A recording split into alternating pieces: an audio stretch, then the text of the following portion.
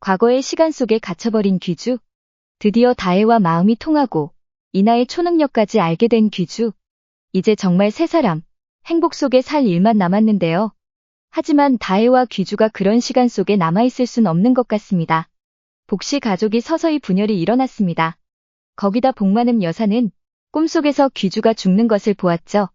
그래서 처음과 다른 마음을 먹기로 하는데요. 바로 살아있는 지금 이 순간이라도 다혜와 행복한 시간을 보내도록 도와주기로 한 것. 하지만 결국엔 복만음 여사의 뜻을 알아버린 다혜. 그래서 다혜는 마냥 행복할 수는 없죠. 귀주가 없는 다혜 인생이 그 이후로 행복할 리 없으니까요. 귀주가 당연히 죽을 것을 알고 있는데 어떻게 지금 모르는 척 행복하게 살 수 있겠어요. 다혜는 그래서 귀주를 위해 큰 결심을 하게 됩니다. 바로 자신이 사라지는 것. 그렇다면 귀주는 과거로 돌아갈 리 없고 자신을 구하겠다는 어이없는 행동은 절대 하지 않을 것이라고 믿은 거죠. 이대로 자살을 선택한 다혜. 하지만 여기서 다혜가 놓친 것이 있습니다.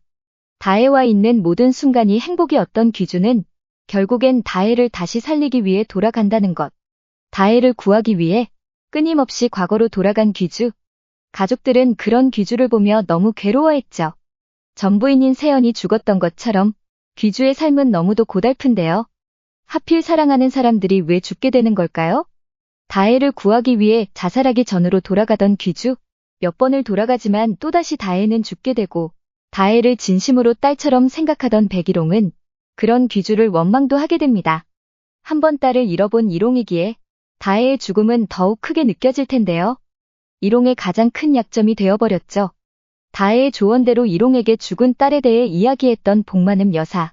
꿈에서 본 내용은 아니지만 마치 본 것처럼 죽은 딸이 살아있다고 말했는데요. 어쩌면 다혜가 살아 돌아온다는 복선은 아닐까 생각됩니다.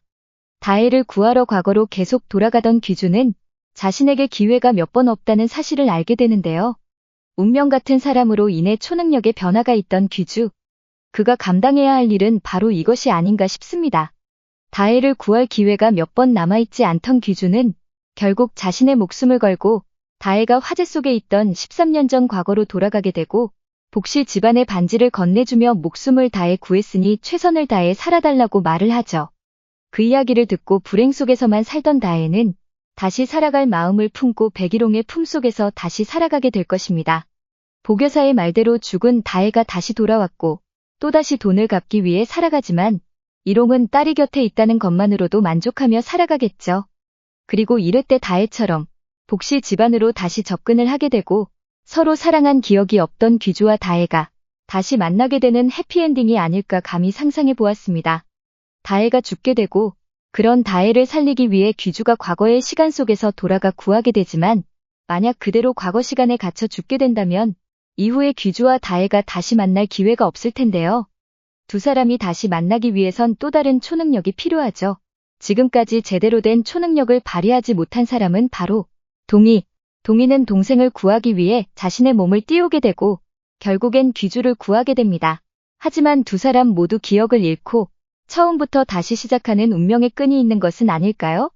어떻게 시작한 사랑인데 이렇게 비참하게 하루 만에 끝나는 건 너무 슬픈 거 아닌가요, 작가님? 제발 해피엔딩의 반전이 있길 바라며 드라마 히어로는 아닙니다만 뇌피셜 여기까지입니다. 오늘도 재미있게 보셨다면 좋아요, 구독 부탁드립니다.